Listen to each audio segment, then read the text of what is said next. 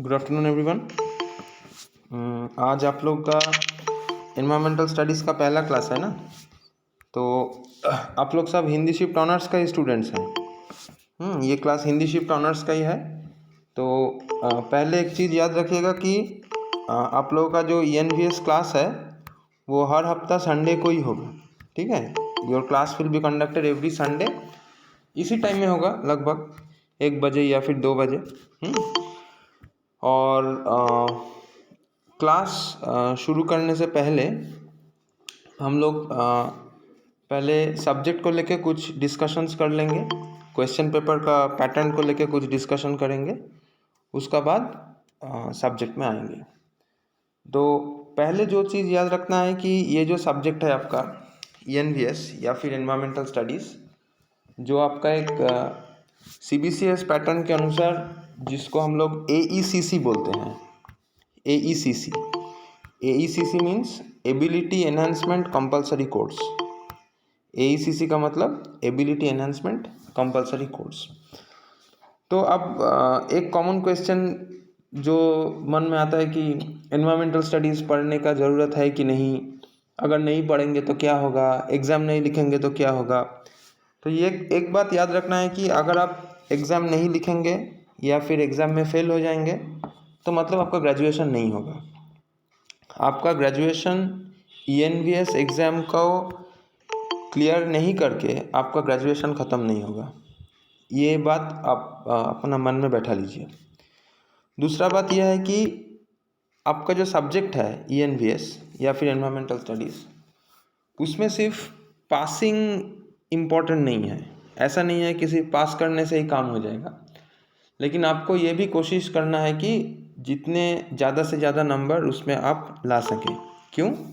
क्योंकि जितना ज़्यादा मार्क्स आप लाएंगे उतना ज़्यादा मार्क्स आपका टोटल में ऐड होगा, और जितना मार्क्स आपका टोटल में ऐड होगा, आपका SGPA मतलब सेमेस्टर ग्रेड पॉइंट असेसमेंट वो बढ़ेगा। और 6 सेमेस्टर्स के बाद 3 साल बाद जब आपका ग्रेजुएशन कंप्लीट होगा, उसमें आपका CGPA मतलब क्यूमुलेटिव ग्रेड पॉइंट असेसमेंट वो भी बढ़ जाएगा। तो मतलब पहला चीज़ ये समझना है कि जो सब्जेक्ट है एनवायरमेंटल स्टडीज़, जैसे आप लोग आपका ऑनर्स का सब्जेक्ट्स पढ़ते हैं, आपका जो GE पेपर्स हैं, जेनरिक इलेक्टिव पेपर्स जो हैं, जैसे आप पढ़ते हैं, उसी तरह आपको AECC या फिर एनवायरमेंटल स्टडीज़ को भी उसी तरह पढ़ते रहना है। अच्छा, और now coming down to the pattern of question paper. Question paper को लेके हम लोग कुछ डिस्कशन करेंगे। पहला बात ये याद रखना है कि AECC का जो क्वेश्चन पेपर है वो 40 मार्क्स का होता है, और 10 मार्क्स आपका इंटरनल, जैसे बाकी सब सब्जेक्ट्स में होता है। 40 मार्क्स फॉर एक्सटर्नल एग्जामिनेशन जो यूनिवर्सिटी कंडक्ट करेगा, और 10 मार्क्स फॉर इंटरनल एग्जामिनेशन जो कॉलेज यानी हम कंडक्ट करेंगे। अच्छा, अब 40 मार्क्स का जो पेपर है, उस पेपर को 4 सेक्शंस में बांटा गया है। 4 सेक्शंस में पहला सेक्शन आपका रहेगा 1 मार्क्स का सवाल। उन 1 मार्क्स का सवालों से आपको चॉइस करके 5 सवालों का आंसर्स देना है। You will be answering any 5। फिर जो दूसरा सेक्शन है, उस दूसरा सेक्शन में भी आपका 2 मार्क्स का क्वेश्चंस रहेगा, और उसमें भी आपको कोई 5 क्वेश्चंस का आंसर्स लिखना है। 5 प्रश्नों का उत्तर आप लिखेंगे दूसरा सेक्शन में। तीसरी जो सेक्शन है वो थोड़ा लॉन्ग आंसर टाइप क्वेश्चंस रहेंगे, उसमें 5 मार्क्स का। और तीसरी सेक्शन में आपको कोई भी 3 क्वेश्चंस का आंसर लिखना होगा, एनी 3, 5 मार्क्स क्वेश्चंस एनी 3। और लास्ट जो सेक्शन है उसमें आपका ऐसे टाइप क्वेश्चंस रहेंगे, जिसको हम लोग रचनात्मक प्रश्न बोलते हैं। तो उसमें आपको 3 सवाल रहेगा क्वेश्चन पेपर में, जिसमें से आपको कोई एक सवाल का उत्तर देना होगा।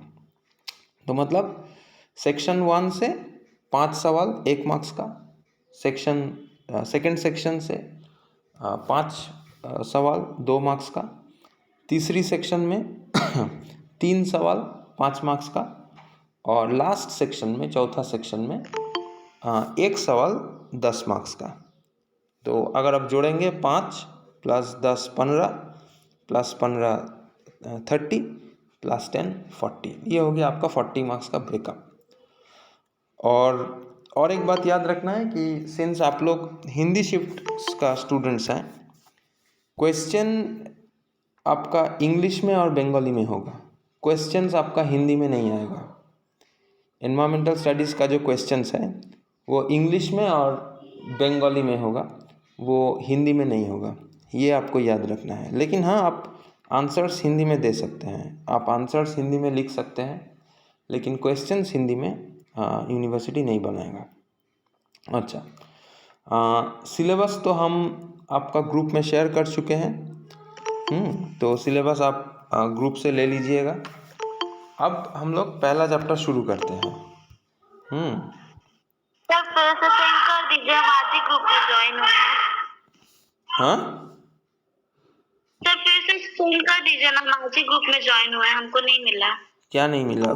सिलेबस? अच्छा, हम और एक बार डाल देंगे, ठीक है, ठीक है। Okay sir. अच्छा, और अब आगे आप क्या किताब पढ़ेंगे ना? किताब एक तो मुश्किल बात है, तो हिंदी में उतना बढ़िया किताब आपको यहाँ मिलेगा नहीं, लेकिन आप लोग चिंता मत कीजिए, हम आपको कुछ नोट्स PDF फॉर्मेट में दे देंगे, उससे आप लोग पढ़ पाएंगे। हम कुछ नोट्स आपको दे देंगे। अब चैप्टर्स थोड़ा आगे बढ़ने दो, उसका बाद हम आपको नोट्स प्रोवाइड कर देंगे। अच्छा, अब हम लोग पहला चैप्टर शुरू करेंगे। वही एक इंट्रोडक्टरी चैप्टर है। इंट्रोडक्टरी चैप्टर में हम लोग हमारे जो एनवायरनमेंट यानी हमारे पर्यावरण के बारे में हम लोग कुछ एकदम बेसिक कॉन्सेप्ट्स के बारे में जानकार बनेंगे। तो पहले बात तो यह है कि हमारे जो एनवायरनमेंट, जिसको हम लोग हिंदी में पर्यावरण कहते हैं, वो एक फ्रेंच वर्ड एनवायरन से लिया गया है। एनवायरनमेंट जो शब्द है वो एक फ्रेंच वर्ड, फारसी शब्द एनवायरन से लिया जा चुका है। और एनवायरन जो शब्द है उसका मतलब क्या है? उसका मतलब है कि जिससे हम घिरे हुए हैं, जो हमारे इर्द गिर्द है, जिससे हम घिरे हुए हैं। तो एनवायरनमेंट, ये जो वर्ड, ये शब्द एक फारसी शब्द एनवायरन से लिया जा चुका है। इसका अर्थ है जिससे हम घिरे हुए हैं, दैट विच सराउंड्स अस, और मतलब जो हमारे इर्द गिर्द में है वही हमारा एनवायरनमेंट या फिर पर्यावरण तैयार करता है। अब एनवायरनमेंट का एक डेफिनेशन क्या होगा? हमारे एनवायरनमेंट या फिर पर्यावरण का हम लोगों को एक डेफिनेशन चाहिए, जो हम लोग एग्ज़ाम में लिख पाएंगे। तो पहला बात तो ये है कि अगर हम एनवायरनमेंट का डेफिनेशन लिखना चाहेंगे तो हम उसको ऐसे डिफाइन कर सकते हैं कि पर्यावरण को उन सभी सजीव और निर्जीव घटकों, प्रभावों और घटनाओं के कुल योग के रूप में परिभाषित किया जाता है जो जीव को घेरे रहती है। हम और एक बार बोल रहे हैं डेफिनेशन। पर्यावरण को उन सभी सजीव और निर्जीव घटकों, प्रभावों और घटनाओं के कुल योग के रूप से परिभाषित किया जाता है जो जीव को घेरे रहती है। ठीक है, तो आप अपने हिसाब से एक डेफिनेशन लिख सकते हैं, वो आपका ऊपर है। और पर्यावरण ये इतना महत्वपूर्ण क्यों है? ये इतना महत्वपूर्ण इसीलिए है क्योंकि पर्यावरण के अलावा पृथ्वी में प्राण का अस्तित्व संभव नहीं है, पृथ्वी में जीव का अस्तित्व संभव नहीं है, पृथ्वी में उद्भिद या फिर पेड़ पौधों का अस्तित्व संभव नहीं है। तो मतलब कोई भी सजीव या फिर निर्जीव घटक जो जीव का जीवन का ऊपर किसी भी तरह की प्रभाव डाले, वही उसका पर्यावरण है। ठीक है, तो कोई भी सजीव या फिर निर्जीव घटक जो एक जीव का जीवन पर कोई भी प्रभाव डाले, वो उसका पर्यावरण हो सकता है, वो उसका पर्यावरण हो सकता है। अच्छा, इसके बाद हम लोग जानेंगे कि पर्यावरण कितनी तरह की होती हैं और क्या क्या होती हैं। पर्यावरण कितनी तरह की होती हैं और क्या क्या होती है। अच्छा, किसी का वीडियो ऑन है और तुम अपना वीडियो ऑफ करो। जया, जया कौन है? तुम अपना वीडियो ऑफ करो, नहीं तो हम तुमको रिमूव कर देंगे ग्रुप से। Thank you. सब कोई को बोल रहे हैं अननेसेसरीली अपना वीडियो चालू मत रखो और माइक्स ऑफ रखना। अगर नहीं रखोगे तो हम क्लास से निकाल देंगे। अच्छा, इसके बाद हम लोग जानेंगे कि पर्यावरण कितनी तरह की होती है और उसका विशेषत्व क्या होते हैं, माने what are the types of environment. तो अगर आप पूरे दुनिया के हिसाब से देखेंगे कि हमारे दुनिया का जो पर्यावरण है वो कोई इंडिविजुअल एग्जिस्टेंस उसका नहीं है। मतलब पर्यावरण कोई यूनिलैटरल चीज़ नहीं है। पर्यावरण के अंतर्गत बहुत सारे चीज़ हमारे दुनिया में रहते हैं। जैसे कि हम अगर उसको बांटेंगे तो हम पर्यावरण को पर्यावरण के अंदर एटमॉस्फेयर या फिर वायुमंडल को सोच सकते हैं। पर्यावरण के अंदर हम जलमंडल मतलब हाइड्रोस्फीयर को सोच सकते हैं। पर्यावरण के अंदर आपका लिथोस्फीयर या फिर मृदा मंडल वो भी अंतर्गत रहेगा। और पर्यावरण के अंदर अवश्य रहेगा जीव मंडल यानी कि बायोस्फीयर। तो दुनिया का जो पर्यावरण है it is not an individual entity. उसके अंदर क्या क्या रहेंगे? उसके अंदर रहेगा एटमॉस्फेयर यानी वायुमंडल, हाइड्रोस्फीयर यानी जलमंडल, मृदा मंडल यानी लिथोस्फीयर और लास्टली जीव मंडल यानी कि बायोस्फीयर। अब इन सारी मंडलों के अंदर कंटिन्यूसली इंटरैक्शंस होता रहता है। कंटिन्यूसली इंटरैक्शंस होता रहा। इंटरैक्शंस मतलब किसी तरह की हम लोग बोल सकते हैं कि जिसे हम लोग आदान प्रदान कहते हैं। जिसे हम लोग आदान प्रदान करते हैं मतलब जिसके बीचों बीच कुछ ना कुछ इंटरैक्शंस, मैटर हो, एनर्जी हो, इन सब चीज़ों का इंटरैक्शंस होता रहता है। और इन चारों मंडलों के बीच इंटरैक्शंस ठीक ठाक चलने के दौरान हमारे पर्यावरण ठीक रहती है। ठीक है। तो अब दुनिया के पर्यावरण को हम लोग सामग्रिक तौर से दो बड़े हिस्सों में बांट सकते हैं। एक है जो प्राकृतिक पर्यावरण है, जो प्रकृति द्वारा निर्मित और नियंत्रित है। और दूसरा है हमारे जो मैन मेड एनवायरनमेंट मतलब मनुष्य निर्मित पर्यावरण, जो मनुष्य द्वारा तैयार होता है और मनुष्य द्वारा ही उसका नियंत्रण होती है।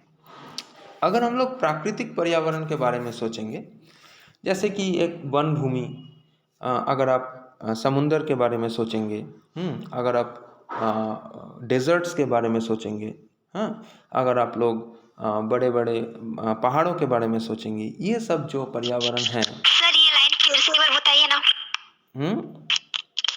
मैं कौन सा लाइन बोला?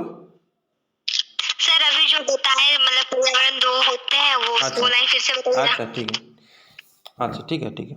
अच्छा तुम लोग चिंता मत करो, जिसका भी कुछ भी अगर नोट्स छूट जाए तो मेरा जो क्लास है वो क्लास का हम रिकॉर्डिंग करके मेरा यूट्यूब चैनल में दे देते हैं।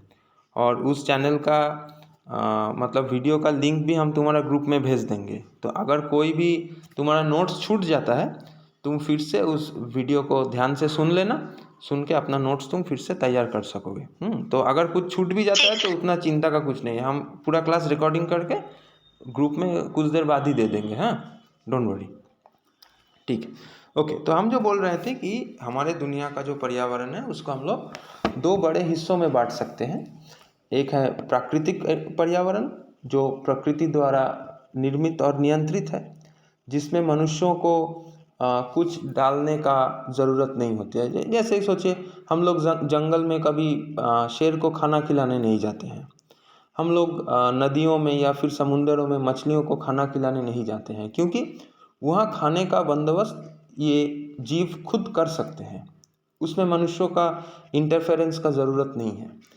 लेकिन अगर हम लोग मनुष्य द्वारा निर्मित पर्यावरण के बारे में सोचेंगे, जैसे कि सोचिए जहाँ हम लोग खेती करते हैं, एन एग्रीकल्चरल इकोसिस्टम, या फिर जो नगर शहर जो हम बनाते हैं, या फिर सोचिए हमारे घर में जो एक्वेरियम्स हैं जहाँ हम लोग मछली रखते हैं, ये सब है मनुष्य द्वारा निर्मित पर्यावरण। और ये सभी मनुष्य द्वारा नियंत्रित भी है। मतलब जो पर्यावरण मनुष्य द्वारा निर्मित और नियंत्रित है उसी को हम लोग बोलेंगे मैन मेड एनवायरनमेंट। अगर आप मैन मेड एनवायरनमेंट के बारे में सोचेंगे, जैसे कि अगर आपका घर में आप मछलियाँ रखते हैं एक्वेरियम में, तो आपको टाइम टू टाइम उन मछलियों को खाना खिलाना पड़ेगा, नहीं तो वो मछली को खाना नहीं मिलेगा। अगर हम लोग खेती करते हैं तो जहाँ हम लोग खेती करते हैं ज़मीन में हम लोगों को टाइम टू टाइम फर्टिलाइज़र्स देना पड़ता है, नहीं तो हमारा खेती का जो प्रोडक्शन ठीक नहीं होगा। हमारे शहरों में हमको अपने आप से बिजली देना पड़ता है, खाना भेजना पड़ता है, नहीं तो शहरों का बिजली नहीं, एनर्जी नहीं रहेगा तो बत्तियाँ नहीं जलेंगे, स्कूल्स, कॉलेजेस, हॉस्पिटल्स, ऑफिसेज ये सब काम नहीं करेंगे।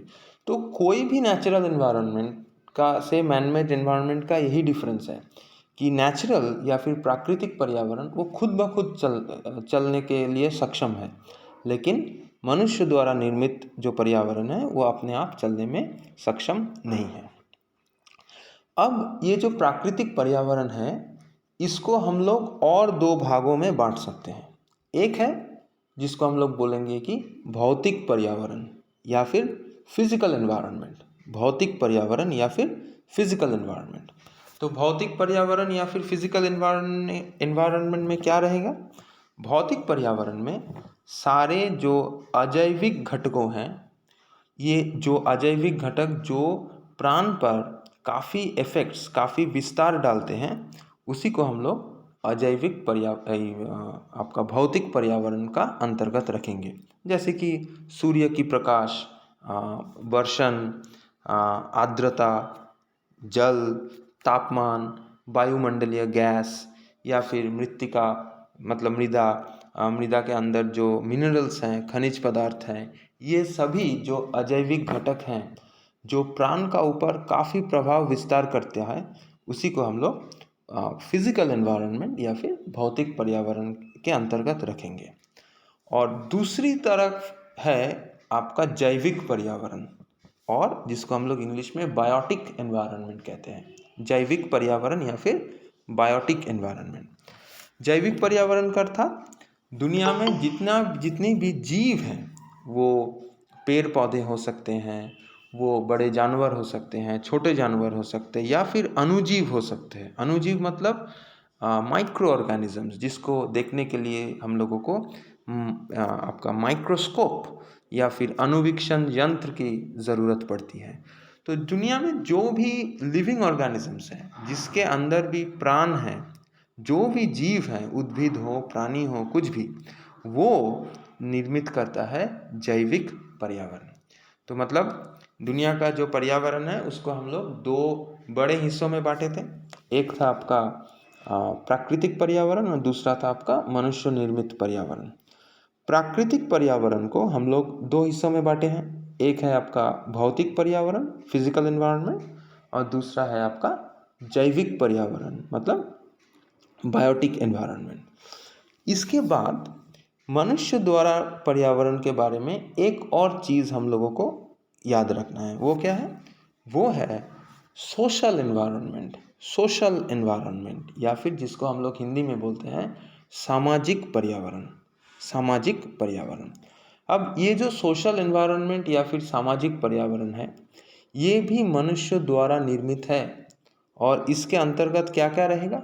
इसके अंतर्गत रहेंगे हमारी शिक्षा, हमारी जो नीति बोध है, हमारी संस्कृति, हमारी संस्कार, हमारे कानूनी व्यवस्था, ये सभी को लेके तैयार होता है हमारा सामाजिक पर्यावरण। ठीक है, तो दुनिया का पर्यावरण को हम लोग बांटे थे आपका प्राकृतिक पर्यावरण और मनुष्य द्वारा निर्मित पर्यावरण। प्राकृतिक पर्यावरण को हम लोग फिर दो हिस्सों में बांटे थे। एक है आपका भौतिक पर्यावरण, फिजिकल एनवायरनमेंट, और दूसरा है आपका जैविक पर्यावरण, बायोलॉजिकल और बायोटिक एनवायरनमेंट। और मनुष्य द्वारा निर्मित पर्यावरण के अंतर्गत एक पर्टिकुलर टाइप ऑफ पर्यावरण के बारे में हम लोग जाने हैं, वो है सामाजिक पर्यावरण या फिर सोशल एनवायरनमेंट। और सामाजिक पर्यावरण का अंतर्गत क्या रहता है? सामाजिक पर्यावरण का अंतर्गत रहता है हमारी रीति, हमारी नीति, हमारी शिक्षा, हमारी संस्कार, हमारी आईनी जो बंदोबस्त, ये सभी को लेके हमारे समाज और अर्थात सामाजिक पर्यावरण तैयार होती है। अब पर्यावरण का एक what you can say division के बारे में जानने के बाद हम लोग जानेंगे पर्यावरण के जो घटक यानी फैक्टर्स उसके बारे में, पर्यावरण के जो घटक। अब पहले ये बात समझना है कि हम लोग घटक या फिर फैक्टर किसे कहेंगे। घटक या फिर फैक्टर हम लोग उसी को कहेंगे जो सजीव हो या फिर निर्जीव हो, लेकिन जो पृथ्वी पर प्राणी का जीवन शैली का ऊपर कुछ ना कुछ प्रभाव विस्तार करता है। तो फिर फैक्टर हम किसको बोलते हैं? पर्यावरण के फैक्टर या फिर पर्यावरण के घटक हम किसको बोलते हैं? वो घटक सजीव हो सकती है या फिर निर्जीव हो सकती है, लेकिन घटक होने के दौरान वो दुनिया में जीवित कोई भी जीव का ऊपर, उद्भिद हो, प्राणी हो, कुछ भी, उसका प्राण का ऊपर कुछ ना कुछ प्रभाव, कुछ ना कुछ इफेक्ट ज़रूर विस्तार करेगा। और आपको समझ में आ ही गया होगा कि घटक दो तरह की होंगे। एक होगा आपका जैविक घटक मतलब द बायोटिक फैक्टर, और दूसरा होगा आपका अजैविक घटक। अजैविक घटक मतलब एबायोटिक फैक्टर। अब जैविक घटक का अंतर्गत क्या क्या रहेगा? जैविक घटक के अंतर्गत रहेगा कि जो भी दुनिया में आपका प्राणी रहेगा, वो पेड़ पौधे हो सकते हैं, मनुष्य हो सकते हैं, परजीवी हो सकते हैं, सूक्ष्म जीवी हो सकते हैं, मतलब जिसको हम लोग माइक्रो ऑर्गेनिजम्स कहते हैं, ठीक है। और जो अजैविक घटक है मतलब जो नॉन लिविंग है, जो निर्जीव है, उसका अंदर क्या क्या गिर सकता है? अभी हम लोग डिस्कशन किए थे फिजिकल एनवायरनमेंट के दौरान। वो सूर्य की प्रकाश हो सकती है, वो वर्षण हो सकती है, वो जल हो सकती है, आर्द्रता यानी ह्यूमिडिटी हो सकती है, तापमान हो सकता है, वायुमंडल के जो गैस है वो हो सकता है, इत्यादि इत्यादि। तो हम लोग अभी तक किन किन विषयों में आलोचना किए हैं? अभी तक हम लोग एनवायरनमेंट का डेफिनेशंस पढ़े हैं, वर्ड का रूट समझे हैं, उसके बाद हम लोग टाइप्स या मतलब पर्यावरण कितनी तरह की होती है, क्या क्या होती है, ये सब पढ़े हैं। और इसके बाद हम लोग पढ़े हैं पर्यावरण की घटक। इसके बाद हम लोग एक चीज़ जरूर याद रखेंगे कि जीवन के लिए पर्यावरण का महत्व क्या है, क्यों हम लोग पर्यावरण को लेके इतना चिंतित है, इतना आलोचना करते हैं। तो एक चीज़ याद रखना होगा कि पर्यावरण से ही हम लोगों को सारे रिसोर्स, सारे जो रिसोर्स यानी कि संसाधन, वो पर्यावरण से ही उपलब्ध होती है। कोई भी संसाधन, दुनिया का कोई भी संसाधन हम लोग दुनिया का बाहर से नहीं लेके आते हैं, वो दुनिया से ही मिलता है। जैसे आप लोग सोचिए कि पीने का पानी या फिर ऑक्सीजन, जिसके अलावा हम लोग जिंदा नहीं रह पाएंगे। अगर आप लोग अर्थनैतिक व्यवस्था के हिसाब से सोचेंगे, इकोनॉमी का हिसाब से, तो एक इकोनॉमिक सिस्टम में क्या रहता है? एक economic system it will consist of production. उसमें प्रोडक्शन मतलब चीज़ तैयार करना पड़ेगा। तो कोई भी चीज़ एक इंडस्ट्री में तैयार करने के लिए आपका पास ज़रूरत है संसाधन। तो संसाधन आपको कहाँ से मिलेगा? संसाधन आपको मिलेगा पृथ्वी के पर्यावरण से। मतलब हमारे जो पर्यावरण है वो इतना महत्वपूर्ण इसीलिए है क्योंकि इस पर्यावरण हम लोगों को जिंदा रखता है। कैसे जिंदा रखता है? क्योंकि जिंदा रहने के लिए जो बहुत ही महत्वपूर्ण संसाधन है, वो सारे संसाधन हमको पर्यावरण से ही उपलब्ध होती है। जैसे ऑक्सीजन, पीने के लिए स्वच्छ पानी, खेती करने के लिए बढ़िया क्वालिटी के सॉयल, एक बढ़िया वायुमंडल, जिसमें तरह तरह की गैसेस हैं जो हमको सूरज की यूवी रेज से हमको प्रोटेक्शन देती है, एट्सेट्रा एट्सेट्रा। इकोनॉमी का तरफ से भी अगर आप सोचिएगा, अर्थनैतिक व्यवस्था के तरफ से, वहाँ भी आपको संसाधन का ही ज़रूरत है। संसाधन नहीं है तो आपका प्रोडक्शन नहीं है, और प्रोडक्शन नहीं रहेगा, अगर हम लोग कुछ तैयार नहीं कर पाएंगे तो बेचने का भी सवाल नहीं होता है। तो मतलब रिसोर्सेस के अभाव से, संसाधन के अभाव से कोई भी अर्थनैतिक व्यवस्था बिल्कुल टूट सकती है। ठीक है। अच्छा, इसके बाद हम लोग नेक्स्ट जो टॉपिक के बारे में डिस्कशन करेंगे वो है पर्यावरणीय अध्ययन का महत्व, मतलब इम्पोर्टेंस ऑफ एनवायरमेंटल स्टडीज़, पर्यावरणीय अध्ययन का महत्व। तो पहले एक बात आपको याद रखना है कि हमारा जो सब्जेक्ट है एनवायरमेंटल स्टडीज़, वो एनवायरमेंटल साइंस नहीं है, वो पर्यावरण विज्ञान नहीं है। उसको हम लोग बोलते हैं क्या? पर्यावरण अध्ययन, मतलब एनवायरमेंटल स्टडीज़। तो एनवायरमेंटल साइंस और एनवायरमेंटल स्टडीज़, इन दोनों के बीच अंतर क्या है? पर्यावरण विज्ञान और पर्यावरण अध्ययन, इन दोनों के बीच अंतर क्या है, पहले हम लोग ये समझेंगे। अब पर्यावरण विज्ञान नाम सुन के ही समझ में आ रहा होगा कि इसको पढ़ने के लिए, इस विषय में आपको ज्ञान लाभ करने के लिए आपका बैकग्राउंड विज्ञान का होना चाहिए। You must be from a science background. हाँ, क्योंकि पर्यावरण विज्ञान जो विषय है, उस विषय में हम लोग विज्ञान का जो जटिल थ्योरीज हैं, हाइपोथेसिस हैं, उसको लेके आलोचना करते हैं। पर्यावरण विज्ञान में लेबोरेटरी का काम काफ़ी करना पड़ता है। उसीलिए पर्यावरण विज्ञान एक ऐसा विषय है जिसको जानने के लिए आपको साइंस बैकग्राउंड का होना चाहिए। लेकिन हमारा जो विषय है पर्यावरण अध्ययन, ये विषय ऐसी तरह से ही तैयार किया गया है ताकि सब कोई इसको पढ़ सके और इसको समझ सके, और समझने के बाद हम लोग इसे अपना जो रोज़ का ज़िंदगी है इसमें काम में लगा सकें, ताकि दुनिया का जो पर्यावरण है, उनकी जो समस्याओं हैं, उन समस्याओं को हम लोग कुछ अपने ज्ञान के द्वारा उन समस्याओं का हल निकल सके, समस्याओं को कम कर सके।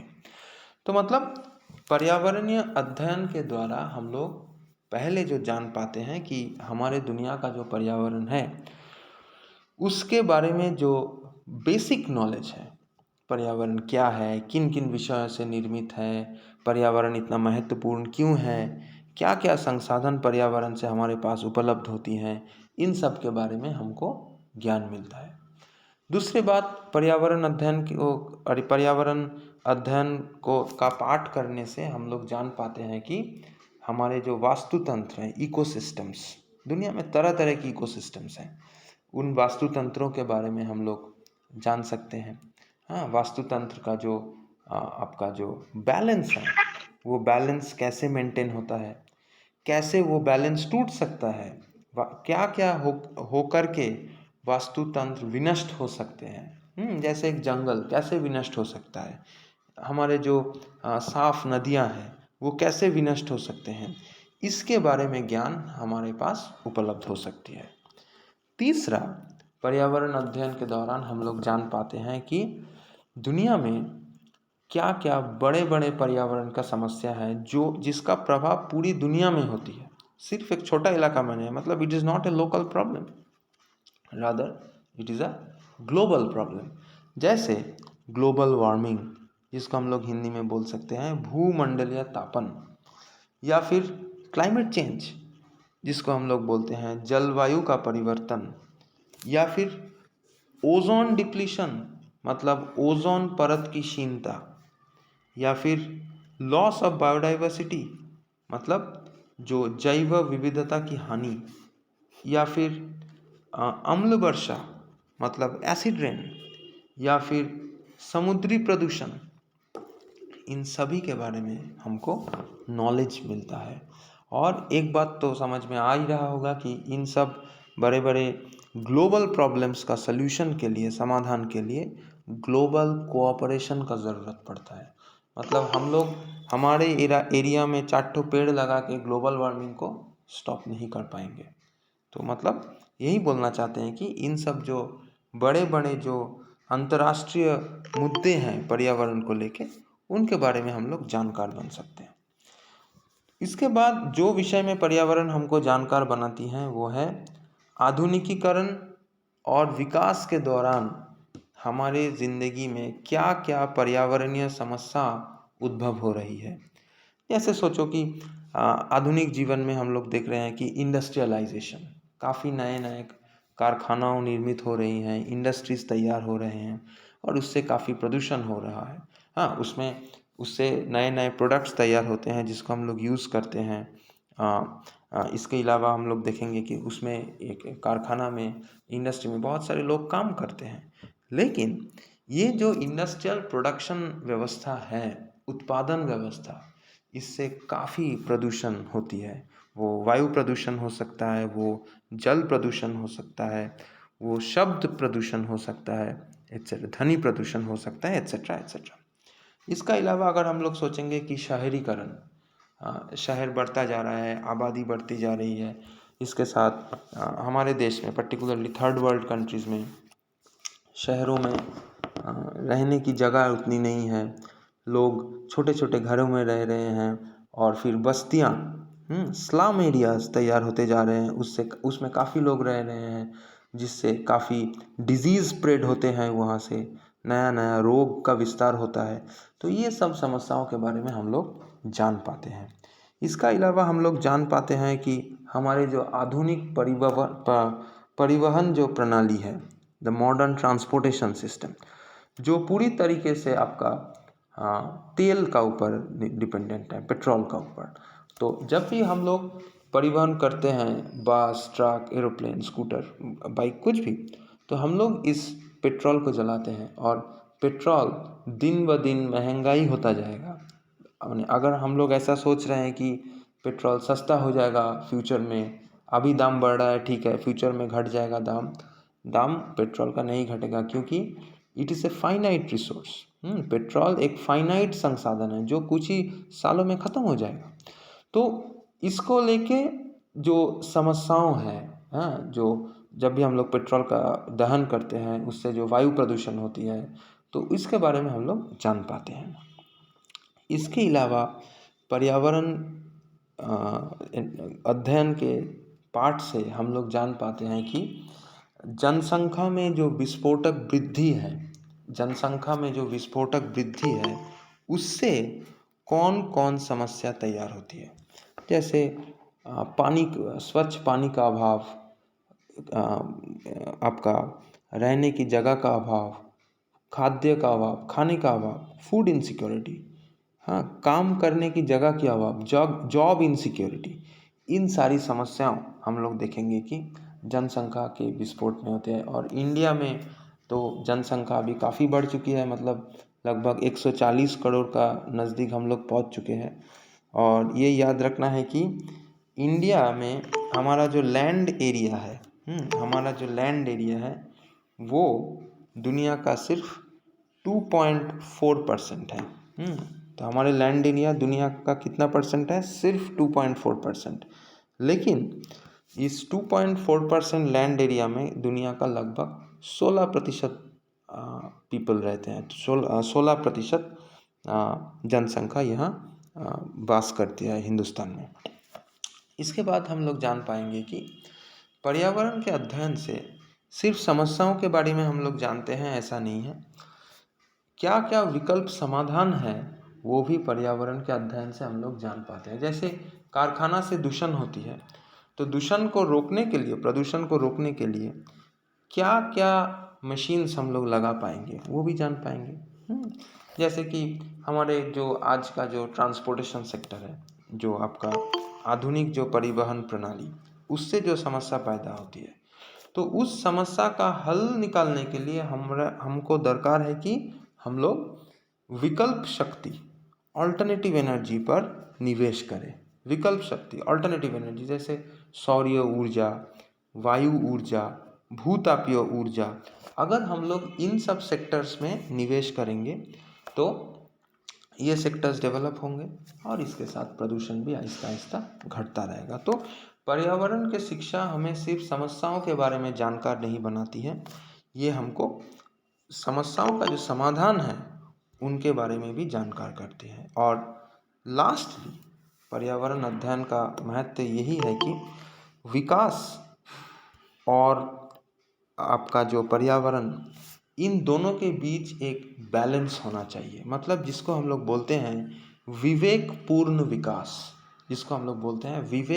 विकास, मतलब we are talking of sustainable development. मतलब विकास ऐसे हो कि सिर्फ आज का ज़माने का जो हम लोग हैं, सिर्फ हमारे सोच के अनुसार हम लोग संसाधन का इस्तेमाल कर लेंगे और भविष्य के जो जनरेशन्स आएंगे उनके बारे में नहीं सोचेंगे, भविष्य के पीढ़ी के बारे में अगर हम लोग नहीं सोचेंगे तो उसको हम लोग विकास नहीं कह पाएंगे। तो पर्यावरण अध्ययन हमको विवेकपूर्ण विकास के बारे में शिक्षा देती है। इसके बाद पर्यावरण अध्ययन के महत्व के बाद हम लोग और एक विषय में आलोचना करके हमारे क्लास को ख़त्म करेंगे। वो है the multi disciplinary nature of environmental studies. Multi disciplinary nature of environmental studies मतलब पर्यावरणीय जो अध्ययन है वो एक बहुविषयी प्रकृति है। पर्यावरणीय जो अध्ययन है वो है बहुविषयी प्रकृति है। क्यों? क्योंकि पर्यावरण अध्ययन कोई एक विषय उसका प्रकृति एक विषय नहीं है। अलग अलग विषयों से हम लोग ज्ञान को एकत्रित करके पर्यावरण अध्ययन का निर्माण किए हैं। जैसे इसमें हम लोग साइंस का सब्जेक्ट से, विज्ञान का विषयों से ज्ञान को लिए हैं। जैसे कि फिजिक्स का ज्ञान दरकार है, केमिस्ट्री का ज्ञान दरकार है, लाइफ साइंसेस जीव विज्ञान का ज्ञान दरकार है। उसी तरह से यहाँ ह्यूमैनिटीज़ आर्ट्स के विषयों का ज्ञान भी प्रयोजन और ज़रूरत है। जैसे पर्यावरण को लेके हमारे जो नीति, पर्यावरण को लेके हमारे जो कानून, पर्यावरण को लेके एक राष्ट्र का जो नीति है, वो सभी विषयों का ज्ञान हम लोग ह्यूमैनिटीज़ का सब्जेक्ट से हमको मिलती है। अगर आप लोग इकोनॉमिक्स के बारे में सोचेंगे, कॉमर्स के बारे में सोचेंगे, वाणिज्य और अर्थनीति, जैसे हम पहले ही बोल चुके हैं कि इकोनॉमिक्स और एनवायरनमेंट ये एक दूसरे के साथ जुड़े हुए हैं। क्योंकि एक अर्थनैतिक व्यवस्था को ठीक से चलने के लिए संसाधन की ज़रूरत है और संसाधन, अच्छे क्वालिटी का संसाधन कहाँ से आएगा? ये आएगा पर्यावरण से। तो मतलब पर्यावरण अध्ययन एक ऐसे अध्ययन है जिसमें तरह तरह की विषयों से ज्ञान को एकत्रित करके हम लोग एक विषय का निर्माण किए हैं और विषय को ऐसे निर्मित किया गया है ताकि उसमें कोई जटिल वैज्ञानिक विश्लेषण नहीं रहे। विश्लेषण ऐसी किया जाए ताकि सब कोई को समझ में आए, सब कोई उसे पढ़ पाए और अपने रोज़ की ज़िंदगी में उसे काम में लगा सके। ठीक है? तो क्योंकि तरह तरह के विषयों से हम लोग ज्ञान को यहाँ एकत्रित करते हैं, इसीलिए पर्यावरणीय अध्ययन एक बहुविषयी प्रकृति, पर्यावरणीय अध्ययन का जो प्रकृति है वो मल्टी डिसिप्लिनरी है, अर्थात हिंदी में जिसको हम लोग बोलते हैं बहुविषयी। ठीक है? इसी के साथ हम लोग आज का क्लास को ख़त्म करेंगे। अगर आप लोगों को कोई डाउट्स है तो आप लोग पूछिए। If you have any doubts please ask me.